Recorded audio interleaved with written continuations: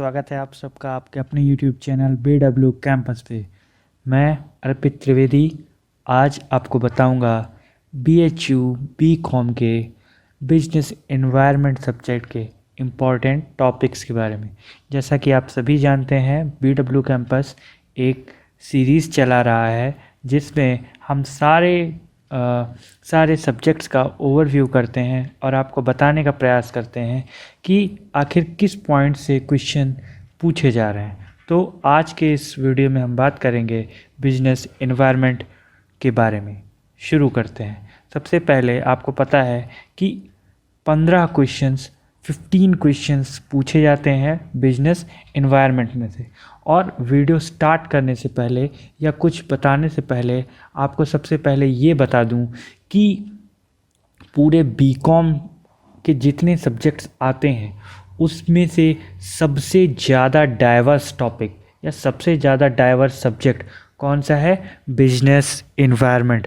तो सबसे ज़्यादा डाइवर्स है, सबसे ज़्यादा कॉम्प्लेक्स है, क्योंकि इसमें कुछ पता नहीं होता कि कहाँ से क्वेश्चंस पूछ सकता है, क्योंकि ये बड़ा वास्ट टॉपिक है। ठीक है, तो इसीलिए हमारा ये प्रयास है कि जो पिछले साल के जो क्वेश्चन के पैटर्न्स हैं उसको एनालाइज करके हम आपको ये बता सकें कि आप कौन कौन से टॉपिक्स को गो थ्रू करें जिससे आपके ज़्यादा से ज़्यादा क्वेश्चंस सही हो सके। तो शुरू करते हैं। इंट्रोडक्शन में आपको पढ़ना पड़ेगा कॉन्सेप्ट ऑफ बिजनेस एनवायरनमेंट। आपको पता होना चाहिए बिजनेस एनवायरनमेंट आखिर है क्या।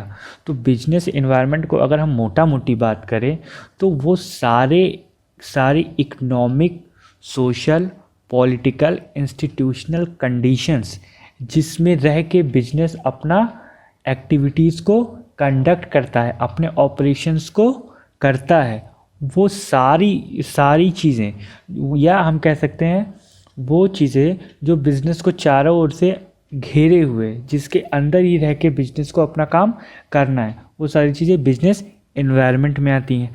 अब अगर इसके नेचर की बात करें तो नेचर में 2 अप्रोच है, 3 अप्रोचेज़ हैं। Social responsibility approach, system approach, creative approach. तो हमें ये जानना चाहिए फिर कंपोनेंट्स क्या क्या हो सकते हैं इसके। अब कंपोनेंट क्या क्या हो सकते हैं? कंपोनेंट में आपका इकोनॉमिक एनवायरनमेंट हो सकता है। ठीक है, इकोनॉमिक एनवायरनमेंट हो सकता है। इकोनॉमिक एनवायरनमेंट में आपका सारा चीज़ आ जाता है इकोनॉमी से रिलेटेड, जैसे जीडीपी हो गया, इनकम लेवल हो गया, नेशनल लेवल हो गया, ये सारी चीज़ें, बैंकिंग सेक्टर हो गया, ठीक है, फिस्कल पॉलिसीज़ हो गई, सारी चीज़ें इसमें आएंगी। ठीक, उसके बाद आपका सोशल एनवायरनमेंट हो गया। सोशल एनवायरनमेंट में आपका कस्टम्स, ट्रेडिशंस आते हैं। ठीक है, जिस custom traditions of the society in which the business is operating या इज़ ऑपरेशनल। ठीक है, तो जिसमें बिजनेस ऑपरेशनल है उस जगह के सोशल एस्पेक्ट क्या हैं, जैसे सोशल एस्पेक्ट, सोशल एनवायरनमेंट में quality of life, importance of place of women in work place. ठीक है, उसी तरह डेथ रेट्स, तो ये सारी चीज़ें आपकी आती हैं। फिर पॉलिटिकल एनवायरनमेंट। अब आप सभी जानते हैं बिजनेस पे पॉलिटिकल एनवायरनमेंट का बहुत ज़्यादा प्रभाव होता है।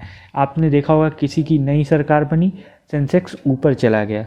अगर कुछ चेंजेस हुए पॉलिटिकल तो कभी कभी डाउनफॉल आ जाता है। तो बिजनेस एक्टिविटीज़ को भी गवर्नमेंट या पॉलिटिकल एनवायरनमेंट प्रभावित करते हैं। जैसे कुछ गवर्नमेंट या कुछ पॉलिटिकल पार्टीज़ बहुत लिबरल हो सकती हैं, ठीक है, बिजनेस के लिए। कुछ लोग बहुत हार्ड कोर हो सकते हैं, जैसे कि वो ज़्यादा इंटरेस्ट या ज़्यादा टैक्सेस लगा दे तो वो आपके लिए मुश्किल हो जाएगी बिजनेस के लिए। तो वो सारी चीज़ें भी बिजनेस को इम्पैक्ट डालती हैं पॉलिटिकल एनवायरनमेंट में। ठीक है, फिर उसी तरह आपका लीगल एनवायरनमेंट, कुछ रूल्स रेगुलेशंस पास की जाते हैं, जैसे कुछ इंडस्ट्रियल लॉज हैं, कुछ एसेंशियल कमोडिटीज़ एक्ट है, वेट एंड मेजर्स एक्ट है। ठीक है, तो ये सारी चीज़ें आपके लीगल एनवायरनमेंट में आ जाती हैं। तो बिज़नेस को अच्छे से स्मूथली रन करने के लिए ये सारी चीज़ें भी इन सारी चीज़ों को, क्योंकि यही कंपोनेंट्स है, इन सारी चीज़ों को ध्यान में रखना चाहिए। उसके बाद आपका टेक्नोलॉजिकल इन्वायरमेंट आता है, तो आप देखते रहते हो टाइम टू टाइम एडवांसमेंट हो रहा है, तो टेक्नोलॉजिकल इन्वायरमेंट को भी बिजनेस को ध्यान में रखना चाहिए। ठीक है, तो ये सारी चीज़ें आपको आनी चाहिए, ठीक, कंपोनेंट्स ऑफ बिजनेस इन्वायरमेंट में। उसके बाद आपको फाइनेंशियल स्ट्रक्चर क्या है इंडिया का, या फाइनेंशियल सिस्टम क्या है, वो आपको पता होना चाहिए कि फाइनेंशियल सिस्टम में क्या क्या है। जैसे फाइनेंशियल सिस्टम में financial institutions, financial market, financial assets, financial services, ये सारी चीज़ें आती हैं। तो इन सारी चीज़ों को अभी आपको गो थ्रू करना पड़ेगा। ठीक है, तो ये हो गया आपका। इसको मैंने यूनिट्स में डिवाइड किया है, ऐसा कुछ उनका प्रिस्क्राइब नहीं है कि ये यूनिट है, मैंने यूनिट्स में डिवाइड कर दिया है इसको कि ईज़ हो जाए हमको पढ़ने में। तो इसीलिए अब दूसरा हमारा टॉपिक क्या है, या दूसरा यूनिट हम कह सकते हैं, दूसरा टॉपिक है हमारा कंपोनेंट्स ऑफ इकोनॉमिक एनवायरनमेंट। तो इकोनॉमिक एनवायरनमेंट क्या होता है?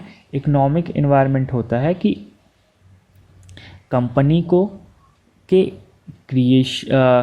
क्या कहते हैं, जो इकोनॉमिक थिंग्स को इफ़ेक्ट करते हैं। ठीक है, या इकोनॉमिक थिंग में क्या क्या आ जाता है, जैसे इकोनॉमिक कंडीशन, इकोनॉमिक सिस्टम और इकोनॉमिक पॉलिसीज़। तो ये सारी चीज़ें मिलकर इकोनॉमिक इन्वायरमेंट बनता है। ठीक है, तो इसमें एक्सटर्नल फैक्टर्स कुछ आते हैं जिनका बिजनेस पे काफ़ी ज़्यादा इम्पैक्ट होता है। ठीक है, बिना पैसे के बिजनेस हो नहीं सकता। तो इसीलिए किसी भी कंट्री में कैसा इकोनॉमिक एनवायरनमेंट है वो भी बहुत हद तक हमें ये जानने में मदद कर सकता है कि वहाँ पे बिजनेस कंडीशंस कैसी होंगी। जैसे कैपिटलिस्ट इकोनॉमी, ठीक है, तो कैपिटलिस्ट इकोनॉमी में क्या होता है, सारा चीज़ प्राइवेटाइज होता है, उसमें गवर्नमेंट का कोई गवर्नमेंट कुछ भी नहीं करती, मतलब गवर्नमेंट एकदम फ्री छोड़ देती है। इसको फ्री इकोनॉमी भी बोलते हैं। ठीक है, तो इसके फीचर्स, इसके प्रॉस कौन सा पढ़ने पड़ेंगे। सोशलिस्ट इकोनॉमी में क्या होता है, सारी चीज़ गवर्नमेंट, सारे रिसोर्सेज गवर्नमेंट के, सारे डिसीजन गवर्नमेंट के। इसका मोटो क्या, वेलफेयर ऑफ सोसाइटी। ठीक है, उसी तरह मिक्स्ड, अब मिक्स्ड एक तरह का दोनों का मिक्स है, कैपिटलिस्ट और सोशलिस्ट। तो मिक्स्ड इकोनॉमी में आपका क्या आएगा, मिक्स्ड इकोनॉमी में आप देखोगे इंडिया में हम कैपिटलिस्ट भी, क्योंकि यहाँ पे कुछ PSU यानी पब्लिक सेक्टर यूनिट्स भी हैं, कुछ चीज़ें पब्लिक यानी कि गवर्नमेंट चला रही है, और कुछ प्राइवेट प्लेयर्स भी हैं। तो इसीलिए इसको मिक्स्ड इकोनॉमी भी बोलते हैं। तो इसके भी अपने प्रॉज एंड कॉन्स है। तो इसको हम कह सकते हैं सबसे ऑर्गेनाइज्ड या सबसे प्लान्ड इकोनॉमी मिक्स्ड। ठीक है, तो ये सारी चीज़ें। फिर इकोनॉमिक पॉलिसीज़ आपको पढ़नी पड़ेंगी। इकोनॉमिक पॉलिसी में फिस्कल पॉलिसी क्या होती है, ठीक, तो फिस्कल पॉलिसी क्या होती है, रिगार्डिंग एक्सपेंडिचर एंड टैक्स की जो पॉलिसी बनाई जाती है उसको फिस्कल पॉलिसी बोलते हैं। ठीक है, तो वो क्या करती है, regulates and controls the management of public debts, borrowing, expenditure and tax system within the country. ठीक है, तो हमको ये फिस्कल पॉलिसी देखना पड़ेगा, फिस्कल डेफिसिट देखना पड़ेगा कि फिस्कल डेफिसिट होता क्या है। एक बार क्वेश्चन पूछा था फिस्कल डेफिसिट का फॉर्मूला, तो फिस्कल डेफिसिट का फॉर्मूला क्या होता है, total expenditure minus total receipt excluding borrowing. ठीक है, फिर आपका मॉनेटरी पॉलिसी से क्वेश्चंस आ सकते हैं। मॉनेटरी पॉलिसी क्या होता है, मॉनेटरी पॉलिसी कौन बनाता है। ठीक है, उसके बाद आपका मॉनेटरी पॉलिसी के कुछ इंस्ट्रूमेंट होते हैं, क्वांटिटेटिव, क्वालिटेटिव। जैसे क्वांटिटेटिव में bank rate, CRR, open market operations. फिर सेलेक्टिव कंट्रोल में क्या हो सकता है, या क्वालिटेटिव में क्या हो सकता है, क्रेडिट, राशनिंग, मार्जिन, मॉरल्स। तो ये सारी चीज़ें आपका इसमें आएंगी।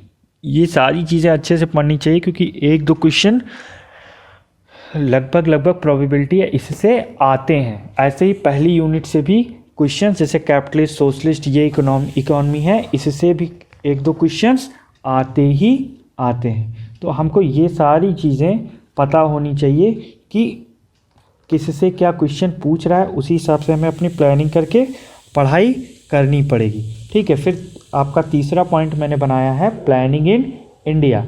अब प्लानिंग इन इंडिया से भी क्वेश्चंस पूछता रहता है। ठीक है, प्लानिंग इन इंडिया में आपका बेसिकली आता क्या है, बेसिकली आता है कि क्या कहते हैं, इंडिया में जैसे 5 ईयर्स प्लान हो गया, ठीक है, 5 ईयर प्लान हो गया, उसके बाद आपका नीति आयोग हो गया, प्राइवेटाइजेशन हो गया। अब 5 ईयर प्लान में क्या, जैसे पूछ लिया कि किस किस प्लान में या किस 5 ईयर प्लान में एग्रीकल्चर को सबसे ज़्यादा वो दिया गया, सबसे ज़्यादा फोकस किया गया, ठीक है, कौन सा प्लान, महानबोनिस प्लान है, ठीक है, ये शायद मैं नाम गलत बोल रहा हूँ, लेकिन ये सब आपको देखना पड़ेगा, ठीक है, कि कौन से प्लान में क्या इम्प्लीमेंटेशन हुआ था, किस प्लान में आपका लिबरलाइजेशन, प्राइवेटाइजेशन, ग्लोबलाइजेशन आया, किस प्लान में आपका ग्रीन रेवोल्यूशन आया, ये सारी चीज़ें आपको पता होनी चाहिए। फादर ऑफ ग्रीन रेवोल्यूशन कौन है, ठीक है, तो ये सारी चीज़ें आपको जब पता होंगी तो आपका कुछ चीज़ गलत नहीं होगा और सारी चीज़ें सही से हो जाएंगी, ठीक है। तो फिर आपका प्राइवेटाइजेशन, फिर आपका क्या कहते हैं, रीजनल इम्बैलेंस, ये सारी चीज़ें आपको अच्छे से पढ़नी पड़ेंगी, ठीक है। तो ये सारी चीज़ें जब आप अच्छे से पढ़, जैसे आपका ये जो 5 ईयर प्लान है, ठीक है, ये कब शुरू हुआ, ठीक, फिर पहले 5 ईयर का प्लान क्या था, ये पहले 5 ईयर प्लान कब से शुरू हुआ, 1951 से 1956 तक। सेकंड 5 ईयर प्लान आपका महालन नोबिस प्लान, ठीक है। तो अब इसमें इसका क्या वो था, इसका फोकस था रैपिड इंडस्ट्रियलाइजेशन का, ठीक है। तो ये सारी चीज़ें ध्यान में रखनी पड़ेंगी। फिर ग्रीन रेवोल्यूशन कब आया, फिर 5th 5 ईयर प्लान कौन लॉन्च किया था, डी धर लॉन्च किए थे, ठीक है। इसका मोटो क्या था कि रिमूवल ऑफ पॉवर्टी, यानी गरीबी हटाओ, ठीक है, और अटेनमेंट ऑफ सेल्फ रिलायंस। तो ऐसे क्वेश्चन पूछ लेगा कि रिमूवल ऑफ पॉवर्टी कौन से प्लान में फोकस किया गया था, तो 5th 5 ईयर प्लान में। फिर रोलिंग प्लान क्या है, ठीक है, फिर रोलिंग प्लान क्या है, हॉलीडे प्लान क्या है, तो ये सारी चीज़ें हमें जाननी ज़रूरी है, ठीक। उसके बाद आपका आता है इंडस्ट्रियल डेवलपमेंट। अब इंडस्ट्रियल डेवलपमेंट में क्या आएगा आपका, इंडस्ट्रियल डेवलपमेंट में इंडस्ट्रियल पॉलिसी, ठीक। इंडस्ट्रियल पॉलिसी में क्या, पहली इंडस्ट्रियल पॉलिसी कब बनी, पहली इंडस्ट्रियल पॉलिसी 6 अप्रैल 1948 में बनी, ठीक है। तो और इसका मोटो क्या था ये देखना पड़ेगा। फिर कौन सा स्टेट मोनोपोली में था, कौन सा state monopoly for new units था, कौन सा स्टेट रेगुलेशन में था। फिर आपका ये इकोनॉमिक कॉन्स्टिट्यूशन ऑफ इंडिया कौन से प्लान को कहा जाता है, तो आपको पता होना चाहिए कि इंडस्ट्रियल पॉलिसी 1956 को इकोनॉमिक कॉन्स्टिट्यूशन ऑफ इंडिया कहा जाता है, ठीक है। फिर न्यू इंडस्ट्रियल पॉलिसी 1991 के बारे में पता होना चाहिए। लाइसेंसिंग पॉलिसी के बारे में हमें अच्छे से पता होना चाहिए, ठीक है। उसके बाद पब्लिक सेक्टर यूनिट्स क्या होती हैं ये अच्छे से जानना चाहिए कि आखिर ये होता क्या है, कौन सा नवरत्न है, कौन सा महारत्न है और कौन सा मिनी रत्न है। तो महारत्न कौन सा है, जिसका एनुअल टर्नओवर 20,000 करोड़ रुपीज़ है लास्ट 3 ईयर्स, और उसकी जो क्या कहते हैं ये है, और उसकी एनुअल नेट वर्थ कितनी है, 10,000 करोड़, ठीक है। उसके बाद आपका ये नवरत्न कौन है, नवरत्न है आपका कि उसके लास्ट 3 ईयर्स एक्सीलेंट रहे हैं और मेमोरेंडम ऑफ अंडरस्टैंडिंग रेटिंग्स भी अच्छी रही है। तो इसका मतलब क्या कि उनको एक पावर दिया गया कि वो 1,000 करोड़ रुपए या 15% ऑफ नेटवर्थ तक अपना प्रोजेक्ट कर सकते हैं, उनको गवर्नमेंट की अप्रूवल की ज़रूरत नहीं है, ठीक है। उसके बाद मिनी रत्ना, तो मिनी रत्ना क्या है कि प्रॉफिट जो है इनका 3 साल में कॉन्टीन्यूसली लगभग 30 करोड़ से ज़्यादा होना चाहिए, ठीक। तो ये सारी चीज़ें हमें पता होनी चाहिए। फिर आपका आ जाता है कोऑपरेटिव सेक्टर, इसके बारे में भी पढ़ना पड़ेगा। फिर आपका लास्ट आ गया मिसलेनियस। अब इसलिए मैंने कहा था ये एकदम से समुद्र है, इसमें हम ये नहीं एनालाइज कर सकते कि केवल इसी चीज़ से पूछा जाएगा, ठीक है। तो हमारी वैसे कोशिश है कि ज़्यादा से ज़्यादा क्वेश्चंस हो सके। तो जैसे अब कॉरपोरेट सोशल रिस्पॉन्सिबिलिटी है, इसके बारे में इंटरनेशनल ऑर्गेनाइजेशंस में आपका आ जाता है इंटरनेशनल ऑर्गेनाइजेशन में आपका आ जाएगा IMF, इंटरनेशनल मॉनेटरी फंड। ठीक है, तो ये कब बना? 1944 में बना। इसको क्या बोलते हैं? इसको और IBRD को ब्रेटन वुड्स ट्विंस बोलते हैं। ठीक है, तो 1944 में बना और 45 गवर्नर क्या कहते हैं 45 कंट्रीज़ की गवर्नमेंट्स ने इसको रिप्रेजेंट किया। एक ब्रेटन वुड्स कॉन्फ्रेंस हुई थी, वहाँ पे ये बना, वहाँ पे ये डिसाइड किया गया कि बना। लेकिन इसने काम कब से शुरू किया? 1947 से। तो ये सारी चीज़ें हमें पता होनी चाहिए। इसका हेड ऑफिस कहाँ है, इसके CEO या इसके डायरेक्टर कौन है। ठीक है, तो ये सारी चीज़ें हमें पता होनी चाहिए।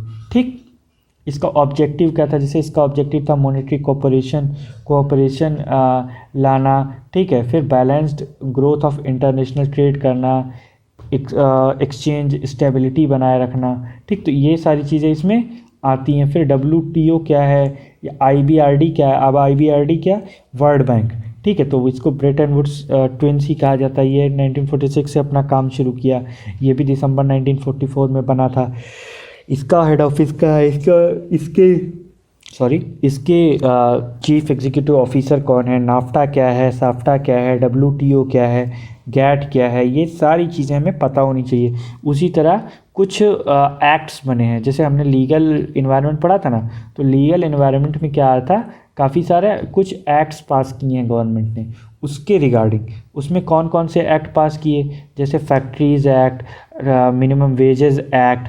ठीक है, तो ये सारी चीज़ें हमें पता होनी चाहिए कि कब कौन सा एक्ट कब आया। जैसे payment of bonus act 1965, trade unions act 1926, the industrial employment act 1946, factories act, plantation labour act, mines act. ये सारी चीज़ें हमें पता, इसके बारे में हमें नहीं पढ़ना, बस हमें ये पता होना चाहिए मोटा मोटी क्यों बना था और कब पास हुआ। ठीक है, और फिर उसके बाद आप वेरियस इंस्टीट्यूशंस इन इंडिया, जैसे कभी कभी क्या हुआ है, अभी 2-3 साल से लगातार ये पूछ रहा है कि ये इंस्टीट्यूशन कहाँ, जैसे पूछ लिया था कि इंडियन